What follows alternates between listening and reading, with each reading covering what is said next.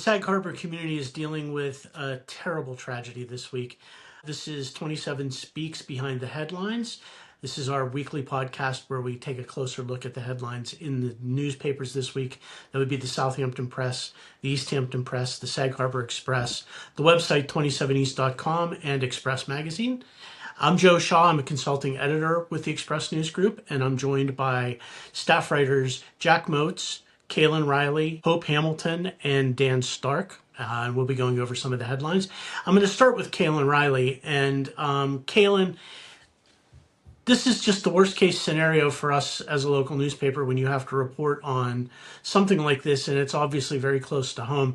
But just a terrible tragedy happened this past week. Tell us what happened.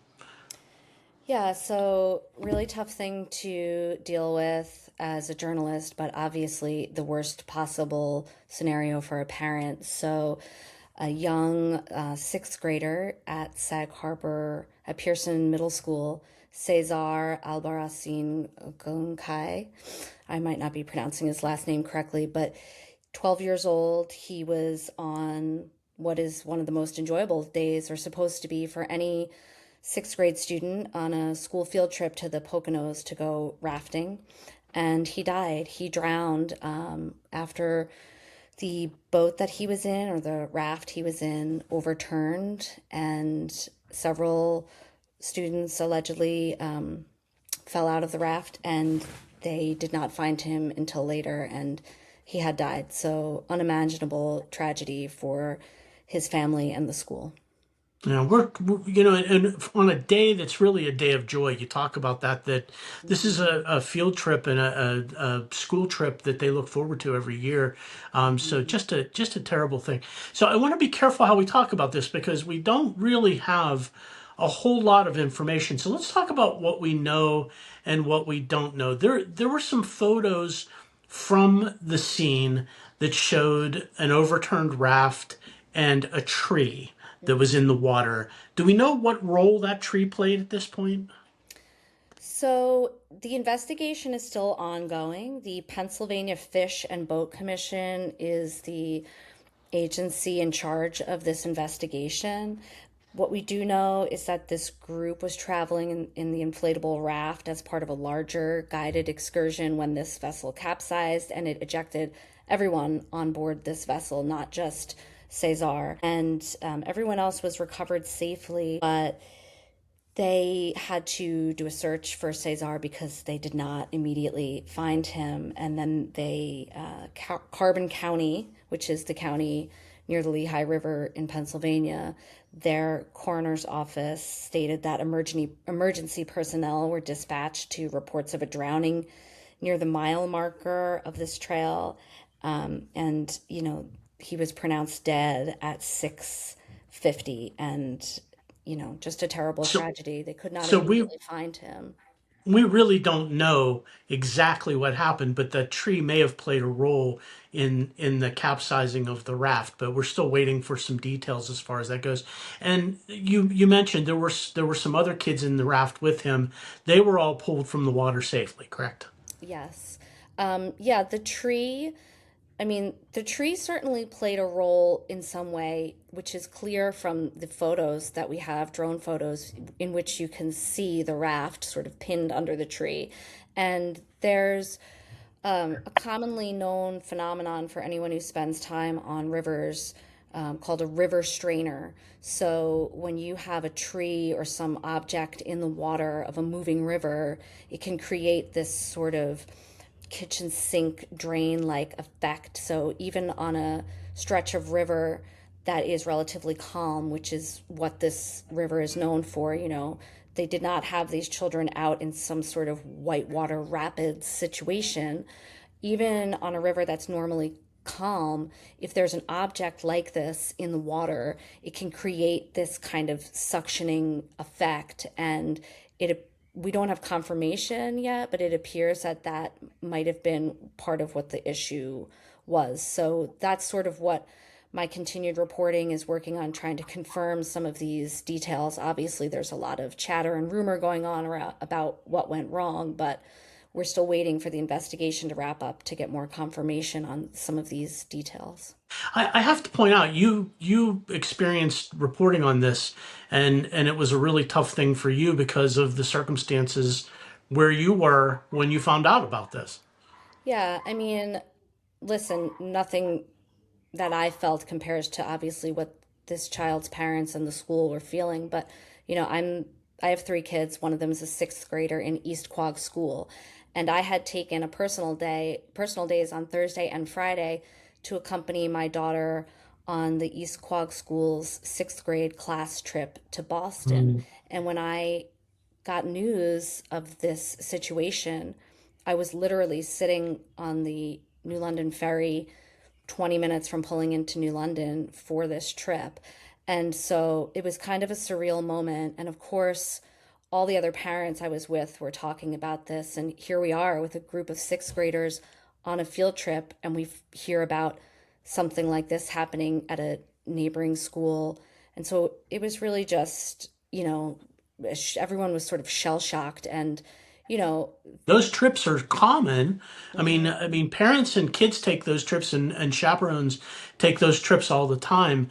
And I mean, it just goes to show there's risk involved in everything that you do, and but you'd never expect that kind of a tragic outcome. absolutely. And there, this Boston trip was the kind of trip where there's a lot of parents accompanying the students, but this trip, there's plenty of trips where parents don't accompany students, and this trip for Sag Harbor was one of those. There were plenty of teachers and other chaperones there, but you don't put your kid on a bus and sign a permission slip ever thinking that they're not going to come home. And so it's Exactly. just our thoughts are with everybody in that community right now because it's just so hard to wrap your head around.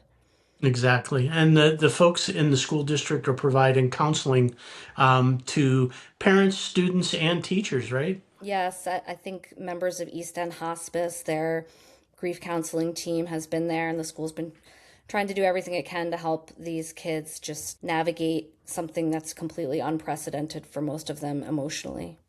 Yeah, very difficult week for Sag Harbor and for all of us. It's a difficult thing to cover a story like that as well. We tried to do it with delicacy and to care to treat the story carefully, but to get the information out to people. Cailin, thanks for doing it. We really appreciate it. Let me go to Jack Motz. Jack is our East Hampton reporter. Hey, Jack. Hey, Joe.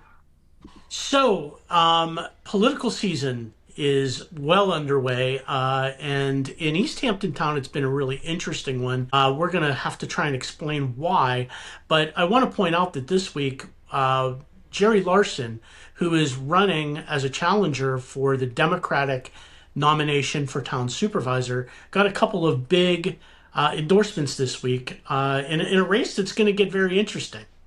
Yeah, so well underway is an understatement. This has been going on for about 6 months, so we're going to try and condense this as much as possible. But basically, he got two huge endorsements, one from sitting councilman Tom Flight, the other from the East Hampton Town Trustees Clerk Francis Bach. The first one I think is a little bit more impactful here, just because Bach, he had already voted to nominate Larson at the Democratic Committee convention in January. So there was some semblance of an idea that he, was going to be supporting Larson. He's also endorsed by the Democratic Committee as well to keep his seat on the committee. So it's worth mentioning that he's endorsed by both Larson and the Democratic Committee. But so Tom Flight, who's a sitting councilman, he's a Democrat. He is on this 5-person board. The other 4, well, 3 minus Burke Gonzalez, have all endorsed Kathy Burke Gonzalez for re-election. And Tom Flight, really, who he is he's really the first person to talk about housing, even when it's very unpopular on this board, in specific circumstances, right? Housing itself is very common to talk about on this board. He is also, I've have made a joke with him before that he's the liaison to the Apocalypse Committee. He's the first person to always talk about emergency preparedness and making sure this town is ready for any sort of wildfire or any sort of big event that could have huge implications in the event of an emergency. And in recent months, during this campaign, he's spoken a lot about the building department, which has had its fair share of issues, as we've covered pretty extensively. Mhm. And so he went, and with Bach, he went down to the Star Island docks in Montauk on Sunday morning, and he offered his endorsement for Jerry Larson for supervisor. He is the only person on this 5-person board to do so. So let's explain. In East Hampton, the Democrats have a pretty firm grip on local politics. And this year, the Republicans are not even running a candidate for town supervisor. So this primary race is really the race for town supervisor. And Kathy Burke Gonzalez is the incumbent. Jerry Larson is the challenger. But Jerry Larson is doing more than just challenging for town supervisor and for that nomination, right? He's really trying to do something much bigger. Absolutely. He's running 38 people for seats on this Democratic committee. That is a huge undertaking, right? That's it. This is the committee that pulls the strings for, who's going to be running for town offices, including town supervisor. It won't have a, impact this election cycle, but it will down the line, whoever controls those seats. And I think really what we have going on here is a fracture within the Democratic Party, right? As you mentioned, there is no, the Republican Party is not really any sort of viable force in East Hampton. So sooner or later, I think there was going to be some form of people looking for another avenue or another lane within this Democratic Party to try and, get ruling power, right? So I think that's really what we have going on here. It was really one way or another, it was probably going to come at some point. And the Democratic Party, the leadership has really kind of tried to walk a fine line between welcoming competition, but also trying, they've endorsed Kathy Burke Gonzalez. They're behind her. They're offering their backing both financially and otherwise. So they're trying to walk this fine line between supporting her, but also, saying that competition is a good thing for democracy in East Hampton. And Jerry Larson has been a Democrat only since 2022, right? Yeah, I think it might have been actually been 2021. Okay. He's been basically the story is regardless of the specific year, he was kind of politically neutral while he was the village police chief. So he says, he ran on the Republican line in shortly after he retired as village police chief, and then he switched to his registration to Democrat. So he's either way, he's a very recent addition to the party, and as are some of the people that are running for his committee seats. There's 38, and I believe there's about 16 who switched their registration right around the time that Larson was starting to bat around the idea of. It's a pretty remarkable thing to pull together 38 people to try and basically take over the party. Yeah, exactly. Once that became news and once that came out, it was kind of like, wow, so this is really serious moment, this is something that it's a really impressive undertaking, just from, how difficult that task is. And it's also kind of, I think, worth mentioning. The reason, going back to this, press conference with Tom Flight and Francis Bach, it was held in Montauk. It was held at the Star Island docks in Montauk, which Anna Skrenta, the chair of the Democratic Committee, was quick to point out that is a site that was reconstructed with, under the Kathy Burke Gonzalez's leadership, and with town funding. And it's worth pointing out, I think, that where I think you would expect to see the strongest support for Burke Gonzalez is in Montauk. It's far from where Jerry Larson's base of support is in the village. And the town has spent a lot of money, and has gotten a lot of money, whether it be state money for the Napeague forests, or spending money on the Ditch Plains dune reconstruction, right? So there is a lot of money that has gone from either the town or the state into Montauk. So and Tom is a Montauk guy as well. Tom Flight's a Montauk guy as well. So it's kind of a big thing for him to be able to have this press conference out there and to pull Tom Flight into his fold.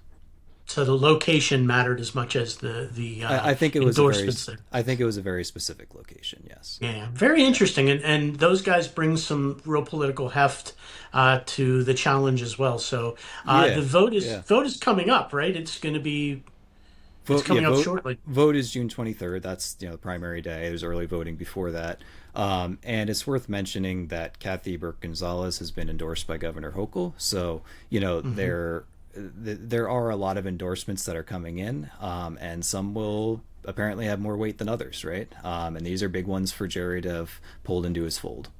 Yep, very close race to keep an eye on at least. We'll see how it turns out.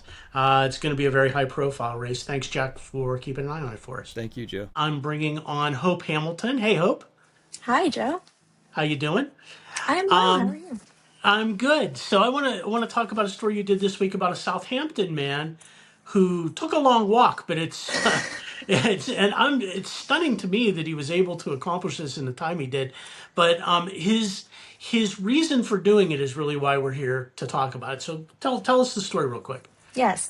So William Margaritis walked from the Williamsburg Bridge to the Montauk Lighthouse in 3 days. And I don't know if you've looked at any of my super mathematical research, but it would take the average person 4 to 6 days to make that walk because avoiding highways, it's 143 miles. So that's a crazy physical feat, 18 hours of walking a day for 3 days. And the reason he did so was essentially to meditate and experience all the emotion that he needed to about the diagnosis of his very close friend and mentor, Jeffrey Bosch, who last year was diagnosed with stage 4 colon cancer. Bosch is still around and very much still living his life to the fullest, but that is a very serious diagnosis. And so Margaritas took it upon himself to make this walk, to meditate on what he was feeling, where he would go from here. And in that same vein, he opened a GoFundMe right before he started walking to raise funds for the Cancer Research Institute, which specializes in immunotherapy.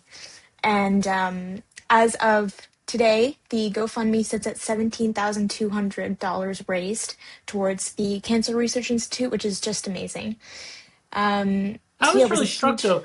Margarita said this wasn't really about raising the money this time. This was Yeah, really, he did this more for himself this time. The money was just, he decided that he should probably do something like that. But he said this was really about him and processing the news that he got about his mentor, right? absolutely. So he told me that he had been wanting to make this walk for a couple of years, but nothing ever really serious came of it. He didn't do any planning until this diagnosis happened. And he thought, what a perfect way this would be for him to be able to process all of these emotions in a meditative and safe way. And that's really what the walk this time around was for. Obviously he was able to raise an amazing amount of funds, but Mm-hmm. really it was an emotional feat as much as it was a physical feat for him. And he doesn't have really any formal training. He used to be a runner. He's participated in 10K, but he did heavy walking with his kids as his only training. And he said to me that he knew most of it was going to be a mental block that he had to Mm-hmm. overcome. And that's exactly what he was able to do. So it was And it's really amazing. incredible. He walked, you said something like 18 hours a day, right?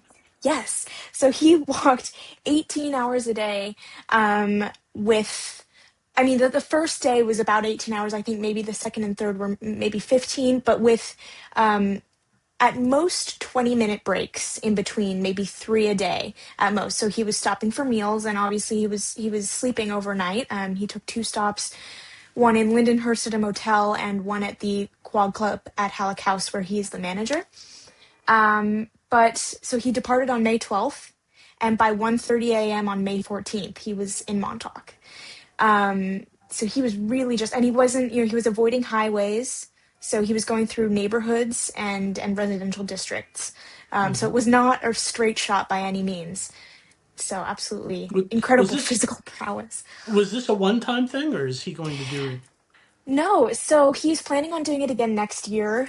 And there's a group of people that have expressed an interest in doing this with him as well, maybe across a longer period of time. And all this next year would be more for raising funds for the Hmm. Cancer Research Institute. So where it wasn't really about the funds this year, it would definitely be about raising funds for the Research Institute next year, and also honoring Bosch as well. So Very cool that's his story, plan. Hope. Yeah, Thanks thank you. for doing that story for us. Yeah. Let me bring in Dan Stark. Hey, Dan. Hiya, Joe. So we're gonna do the silver linings piece now, which is when we talk something a little bit later in the paper this week, and it's one of my favorite things every year, which is the Battle of the Bands at Hampton Bays. Tell people what that is. So every year, the Southampton Youth Bureau hosts an annual Battle of the Bands down in the parking lot of Ponquag Beach in Hampton Bays. They set up a giant stage there with a full lighting system, sound system, and local bands from within Southampton town, made up of teenagers, they get to go up on stage, play, and duke it out for the title of Best Band. It's an amazing community event for a lot of these kids. It's the first time that, they get to be up on a stage like this, with all the lights and the full sound there in front of their friends, family, peers. It's an amazing event there that gives them this awesome experience. Out of the garage and onto the stage, basically, right?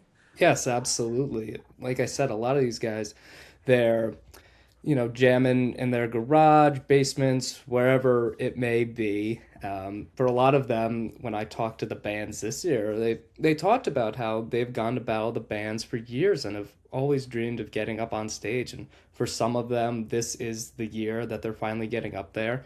But we're also seeing a lot of continuity. Three of the bands from last year, the first, second, and third place bands, they're all coming back this year. The first place band, Daydream, they've won the last two Battle of the Bands, and they are trying to be the first band to pull off a three-peat in 7 years.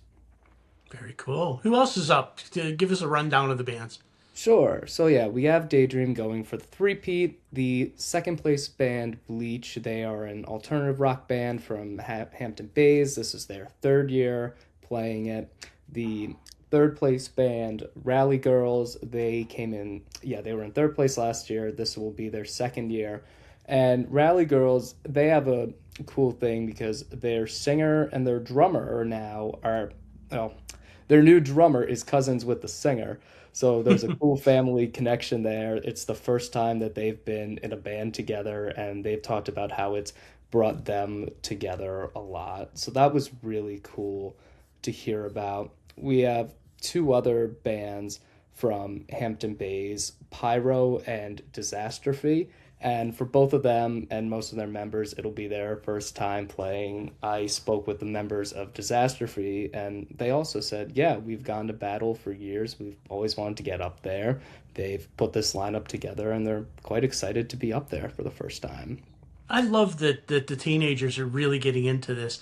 And I love that we send you to cover this, and you've got a special perspective on this. I do. So I'm a drummer myself. I've competed in Battle of the Bands 3 times. My first time in 2019, my band at the time, the Waterboys, we lost to Road Trip, who was winning their third in a row. And then my next band, En Fuego, we won back to back in 2021 and 2022. And another fun thing in there is back in 2021, which is the first battle coming out of the pandemic, the Southampton Press ran a story on us bands who were competing that year, and we were on the front cover. And now this is the third year in a row I've been writing about the bands competing in battle and covering it, and it's a really full circle moment. And just I love being able to pay it forward to these bands, to give them the coverage and show the community that there's all these amazing young musicians out here. That's awesome. What's it like to be on stage that first time? Oh man, it is unreal. Just looking out into the crowd there, seeing all your friends, family, peers cheering you on, dancing, singing along. It's an amazing feeling. I've always said that my first Battle of the Bands, even though we lost, was probably my favorite just because of how exciting it was to be up there, and it's that same excitement that still carries on all these years and makes it so special for the bands. I mean, there's so much hard work that goes into it for these kids. They really work hard, and it's really a moment in the spotlight for them. Yeah, absolutely. When I talk to all the bands, they are locked in. They are in it to win it and put on an amazing show. So it's going to be a great night on Friday, June 5th of local young talent. And that's at Palmquag Beach, and it's outdoors, right? Yeah. And it's open to the public, right? Yeah. We can all go watch this. Yeah, anyone in the public can pull up there. It's $10. They set up a big stage right there in the parking lot.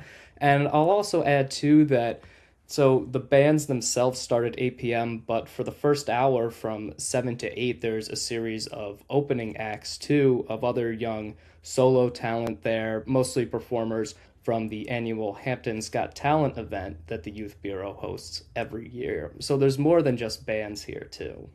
Such a great night. Really encourage folks to get out and cheer these bands on and see some of the talent that's out there in our local community. So appreciate it, Dan. Thanks for the story. And thank you to Jack, Cailin, and Hope as well. I'm Joe Shaw. That's it for this week's edition of 27 Speaks Behind the Headlines. We'll talk to you next week.